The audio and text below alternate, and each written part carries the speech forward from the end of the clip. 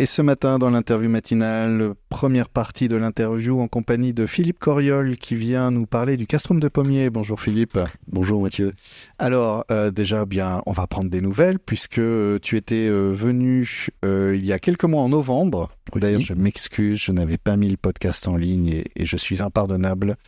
C'est pas bien. Voilà. C'est surtout pour ma maman que ça fait de la peine, mais c'est pas très grave. C'est vrai. Bon, en tout cas, il sera en ligne bientôt et puis bon, on va en parler. Celui-là, j'y penserai. Très bien. Je vais le faire très vite. En tout cas, là, on est lundi, on commence la semaine et on commence la semaine avec une heureuse nouvelle et c'est le sujet du jour puisque tu viens nous parler du retour des fêtes médiévales au castrum de Pommiers. Donc, je rappelle, c'est à Saint-Félix de Fontcaude. Mmh. Alors, ces fêtes médiévales, c'était jusqu'en 2019 l'occasion d'animer le site. Oui. Voilà, ce site assez exceptionnel qui, Oui. Au fur et à mesure que le temps passe, s'embellit, se construit, c'est déjà bien, Oui. Se restaure en tout se cas. restaure. Voilà. On avait parlé justement de tout le travail qu'il y avait eu en amont. Et ces fêtes médiévales, elles sont supportées, soutenues par une association, l'association donc du castrum de Pommiers. C'était la première intention, c'était ça en fait, c'était de justement animer ce lieu qui est quand même assez formidable. Ça a commencé quand cette histoire? Alors, ça commence. L'histoire est à la fois de l'association et des fêtes médiévales est intimement liée au rachat en 1989 donc par Jean-Luc Pivat du castrum, puisque très rapidement il a souhaité que cette aventure-là ne soit pas une aventure que individuelle ou en tout cas familiale, mais puisse s'ouvrir à ses amis, aux amis du castrum, qui finalement étaient dans l'ombre un peu depuis très longtemps, puisque le site était un peu oublié depuis de nombreuses années. Et donc Jean-Luc a acheté le castrum en 1989. Dès 1994, une association, donc l'association de sauvegarde et de promotion du castrum de Pommiers, mais qu'on connaît plus sous le nom d'association du castrum de Pommiers, a été créée. Donc dès 1994, et dès cette année-là, donc l'objectif de l'association était bien d'animer le lieu, comme tu viens de le dire. Et dès cette année-là, une fête a été organisée. Alors c'était pas à l'époque tout à fait la fête médiévale, puisque ça a été le banc des vendanges, je crois.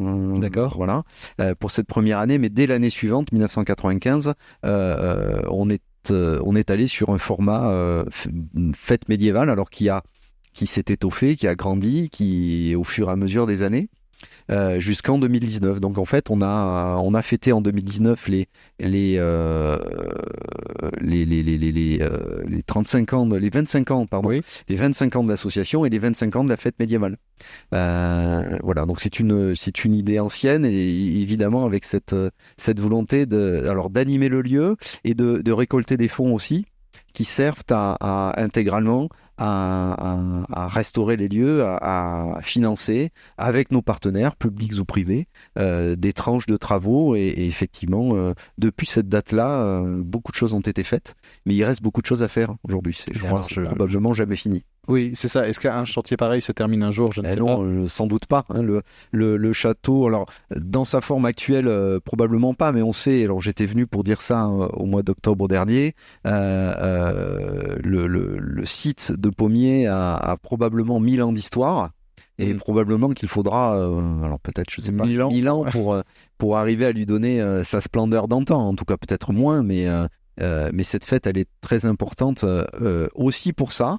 Mais aussi pour, je crois que c'est un événement, on y reviendra sans doute, mais c'est un événement qui est attendu sur le territoire de l'Entre-deux-Mers, pendant ces périodes, un peu depuis 2019, où nous avons dû suspendre l'organisation de ces fêtes, on nous a très régulièrement dit, mais est-ce que les fêtes reviennent? Nos amis de l'Office du tourisme nous disent, même encore l'année dernière, l'été dernier, ils ont été souvent sollicités, est-ce que il y a des fêtes cette année, etc., etc. Donc c'était un moment qui était important, qui est attendu et qui, effectivement, comme tu le disais, fait son grand retour cette année en 2024. Oui, parce que le castrum de Pommiers, c'est un site assez exceptionnel. On en avait parlé justement, au-delà du rêve d'un enfant, c'est aussi un lieu assez exceptionnel qui émerge, qui revient comme ça, qui sort du sol et s'offre à nouveau à la vue et à la visite. puisque ça n'est pas en fait juste un ancien château fort, comme on pouvait l'imaginer, c'est un lieu de vie. Au départ, c'était, si je me souviens bien, un village, une sorte de micro-village, mini-village. C'était même une ville. Hein. Alors, il y a une expo que je n'ai pas vue, moi, mais qui, paraît-il, était formidable, qui s'est terminée il y a très peu de temps, aux archives départementales sur les villes du Moyen-Âge en Gironde. Et en fait, était cité le Pommier, qui était considéré à l'époque comme une ville. Hein, donc, ça avait un statut juridique particulier. Donc, c'était la ville de Pommier.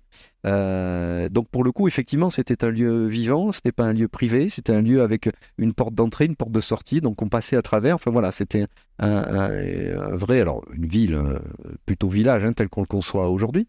Mais voilà, c'était un lieu vivant. Donc, il était tout à fait naturel que qu'il, à certains moments de l'année, il puisse revivre cette vocation de lieu ouvert et d'animation de notre entre-deux-mers. Et c'est intéressant ta remarque sur le fait que d'où l'intérêt aussi de faire cette fête médiévale, de découvrir le site. C'est cette image d'un monument qui sort un peu de terre. C'est vrai que quand on passe sur la départementale, on a une vue très parcellaire des lieux et on s'imagine pas du tout ce qu'on peut trouver derrière les remparts. Et pour ça, il faut rentrer. Parce que la partie la plus méconnue, finalement, elle n'est pas visible de la route et il faut pouvoir rentrer. Donc, l'occasion de cette fête médiévale, c'est évidemment pour tous ceux qui veulent percer le mystère, c'est l'occasion de rentrer et de voir cette partie médiévale qu'on ne peut pas voir autrement. Il y en a des mystères dans l'Entre-deux-Mers. C'est une région peuplée de fantômes, de souvenirs et d'histoires. Et justement, alors on détaillera dans la deuxième partie juste le programme de cette nouvelle fête qui a lieu le 15 juin de 17h à 23h. Donc vraiment un grand banquet médiéval d'ailleurs. C'est le thème de cette reprise, finalement. On le détaillera, mais effectivement, j'ai quand même envie de poser cette question. Je veux des chiffres, Monsieur Coriol. Où on est? Non, tu disais que c'est un chantier qui ne s'arrête jamais. Oui. C'est quoi la grande œuvre, l'objectif du moment, justement? Est-ce qu'il y a encore quelque chose là qui a besoin d'émerger, de soutien? Alors, on termine une partie de restauration du rempart côté ouest de la muraille, mais après on a toute une partie vers le sud. C'est un éternel recommencement qui est la partie qui est adossée à la tour. La tour sud qui est la mieux conservée.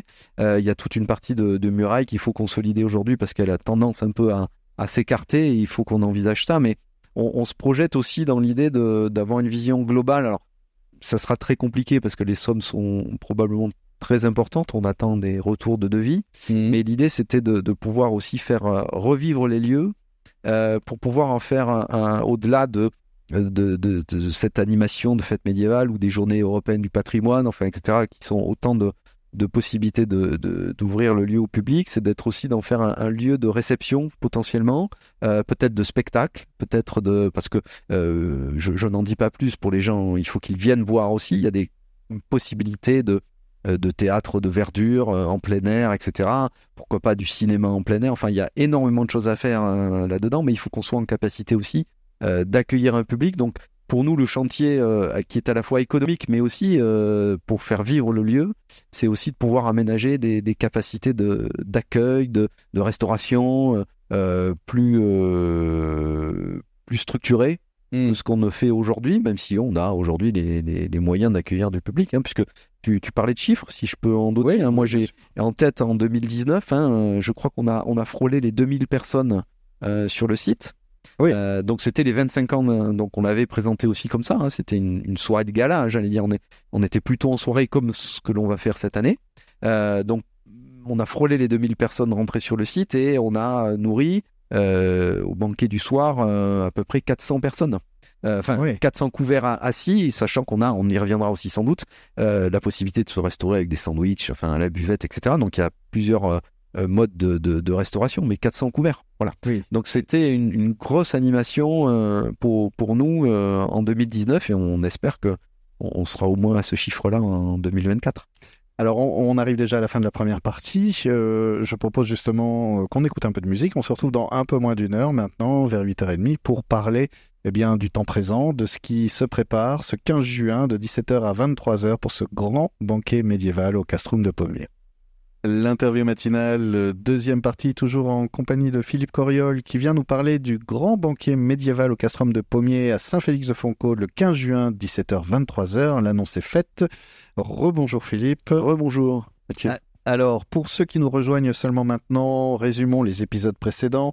Le Castrum de Pommiers, c'est une histoire qui a maintenant quelques années, une trentaine d'années en fait, puisque c'est 1994, je crois. Oui. Ah, mais ce sont les 30 ans, alors. C'est ça, les 30 ans de l'association, et donc les 30 ans de la fête médiévale. Et voilà, et donc cette fête médiévale qui revient, ça y est, après une petite interruption.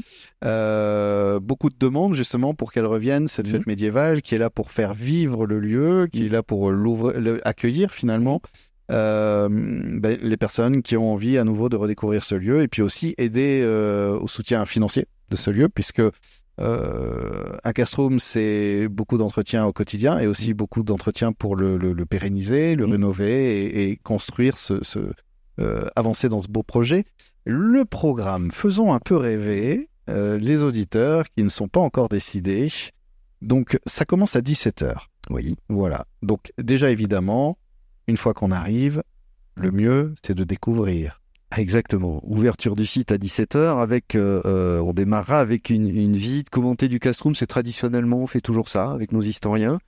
Ça permet à ceux qui ne le connaissent pas ou ceux qui voudraient approfondir des points de retrouver, de revisiter ce Castrum. Mais peut-être Mathieu, avant toute chose, pardon, je me permets, je suis un peu chez moi. Pour la date, pour ceux de nos auditeurs qui ont l'habitude, cette fête médiévale, c'était habituellement au 15 août. Et donc cette année, on change, on est là au 15 juin, donc c'est important que les bonnes habitudes doivent cesser parfois, et que ceux qui s'attendent à ce que ce soit au mois d'août prennent bien note que c'est au mois de juin. Voilà, c'est le 15 juin. C'est le 15 juin et non plus le 15 août. Voilà, donc on aurait en plus la nuit qui durera, enfin le jour qui s'étendra, qui durera, et on pourra tous ensemble regarder un très beau coucher de soleil sur le site. Exactement. Alors, revenons à nos moutons. Alors oui, donc cette visite qui permet de découvrir l'histoire du Castrum, effectivement, de la redécouvrir avec des animations, évidemment, j'imagine. Des animations sur le site, évidemment, pour ceux qui ne souhaiteraient pas suivre la visite commentée. Oui, parce que moi, par exemple, je suis un homme, j'aime la bagarre et le tir. Et qui l'ont déjà fait. M'occuper. Alors voilà, nous avons sur le site, donc tout au long de la soirée, nos amis de Loubérette, qui sont à Langoiran et qui viennent régulièrement depuis plusieurs années au Castrum, et qui nous proposent des jeux anciens et qui nous proposeront cette année une initiation aux jeux de tir et de lancer médiévaux. D'accord. Voilà, donc il a tout un patrimoine là aussi, un patrimoine de jeux, d'outils qui sont extra et qui nous font prendre conscience qu'il y avait un monde avant les écrans. Et on sait que ça a un énorme succès. Enfin, les enfants adorent ça. Et on ne peut plus les décoller de ces jeux anciens qui sont vraiment très, très sympas. Alors, je dis les enfants, mais c'est aussi valable pour les grands. Oui, puis c'est même des moments qu'on peut partager. Moi, ça me souvient avec mon fils, de jouer ensemble. Et c'est vrai que c'est très plaisant de s'apercevoir que les enfants sont toujours sensibles à ça. Et que TikTok, ça n'est pas la vie. Exactement.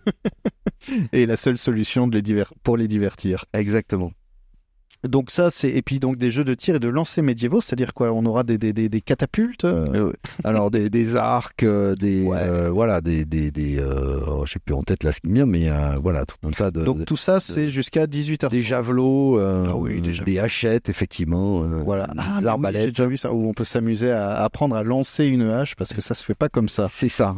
Et puis après, comme ça, quand on rentre, si on a un problème avec le voisin, non, ne faites pas ça, s'il vous plaît. Non, pas chez vous. Non, voilà. En conditions réelles. Exactement. Ça reste dans le cadre d'une animation encadrée. Et puis parce qu'on est aussi dans le sud-ouest, et puis on aime bien ça, il y a un apéritif, évidemment. Un apéritif, mais avec toute une fête autour et des animations autour. Et oui, puisque nous accueillons à l'occasion de cette soirée diverses deux troupes qui ont l'habitude de venir chez nous.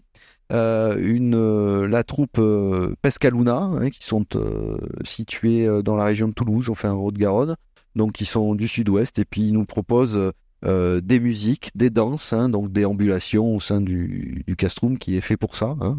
Je crois pas qu'il ait été construit pour ça, mais finalement. Mais il accueille très bien. Et voilà, ça marche très bien. Donc avec toute une série d'instruments de musique médiévaux, hautbois, bombardes, cornemuses, flûtes, etc. C'est très entraînant, très joyeux. On va danser, on va chanter, etc. Et nous avons aussi qui participeront à l'animation de la soirée la compagnie des Compagnons de l'Aurore qui sont dans le Lot-et-Garonne et qui vont nous proposer divers éléments de leur programmation. Ils ont plusieurs spectacles, ils nous proposent un condensé de tout ça avec du théâtre de rue, là aussi de la déambulation, un carnaval, et puis voilà des choses un peu burlesques. Et puis un spectacle de feu quand la soirée aura un peu avancé et qu'on a déjà eu donc en 2019 avec des choses très impressionnantes et qui là aussi animent parfaitement le Castrum. Et tout ça, donc, c'est le meilleur moyen, après, une fois qu'on a dansé, qu'on a partagé, qu'on a joué, qu'on a tiré à l'arc, eh bien, le corps a besoin de se reposer un peu, de récupérer un peu d'énergie, mais comme l'idée, c'est pas d'aller se coucher parce qu'il est encore tôt, eh bien, on se restaure. Exactement. Donc on proposera notre grand banquet, hein, puisque la thématique, tu l'as dit tout à l'heure dans la première partie, la thématique de cette fête, c'est un banquet médiéval un peu musical, donc c'est bien la thématique de la soirée. Donc notre banquet traditionnel avec notre jambon braisé, notre garbure. Alors on est aujourd'hui, on est au mois de mai, hein, le temps est... Ça, je crois. Oui, c'est ça, il fait très beau pour un mois hiver. d'octobre, de novembre. Oui, voilà, donc on espère bien qu'on aura un peu plus chaud le 15 juin, mais ça fait rien, on a l'habitude, nous, même au 15 août, autrefois, de manger, on est dans le sud-ouest, on est chez nous dans l'entre-deux-mers, on a notre garbure, notre jambon braisé, nos haricots, notre fromage, notre dessert, et on va festoyer, en fait, on va festoyer comme on pouvait le faire autrefois. Régime hypocalorique prescrit et évidemment. Yaourt 0% interdit, pas ce jour-là. Voilà. De toute façon, dans le Sud-Ouest, on doit pas avoir une très mauvaise alimentation puisque on a le cœur plutôt en forme globalement par rapport à d'autres régions. Donc comme quoi, il n'y a pas de raison. De toute façon, le gras c'est la vie. Si le docteur le dit, voilà, c'est que c'est bon. Et voilà, ça y est, on est bien rassasiés, on a rigolé, on a découvert sur la table à côté de nous des gens qu'on ne connaissait pas, avec qui on a partagé un bon moment et qu'on découvre dans la joie d'un banquet. Justement, c'est le principe d'un banquet, c'est de se mettre tous à la même table.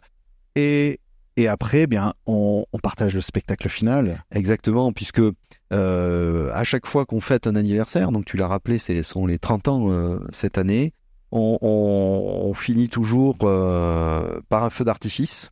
Là aussi, hein, le lieu a été fait pour ça, où on aura un grand feu d'artifice avec embrasement des remparts, et voilà, qui mettra un point final, en tout cas presque final, à cette belle soirée qui, avec des surprises, hein, je parlais des compagnies tout à l'heure, moi je vous ai dit le programme, ce qu'ils nous annoncent, moi je ne sais pas du tout ce qui va se passer, tout est possible.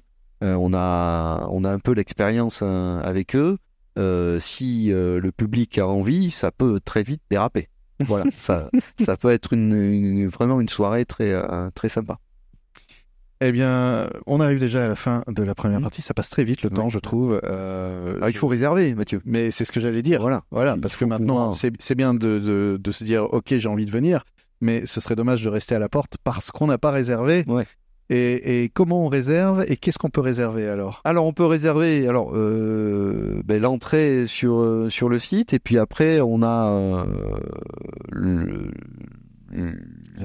la partie banquet, voilà, hein, sachant qu'après pour ceux qui ne souhaitent pas s'asseoir pour manger, il y a la possibilité de trouver sur place stand de grillades, de buvettes, etc. Donc il y en aura pour tous les goûts. Et donc on peut réserver soit sur la plateforme helloasso.com en tapant Castrum de Pommier, ça va très bien, on tombe assez vite sur... Je l'ai fait, je confirme. Voilà, j'ai testé, le premier billet, c'est moi qui l'ai acheté hier soir pour voir si ça marchait. Donc ça fonctionne. Mais on peut aussi nous appeler au 05 56 71 65 16 Alors, je vois un auditeur qui n'a pas pris son carnet et son stylo. On va répéter le numéro si tu veux bien. 05 56 71 65 16. Voilà. Et puis, on peut aussi envoyer un mail pour demander un renseignement ou réserver à l'adresse suivante, Castrum de Pommier, tout attaché en minuscule, avec un S à Pommier, Castrum de Pommier, @outlook.fr. Tout est dit alors. Je crois. Eh oui, je crois aussi. Merci beaucoup. Merci Mathieu.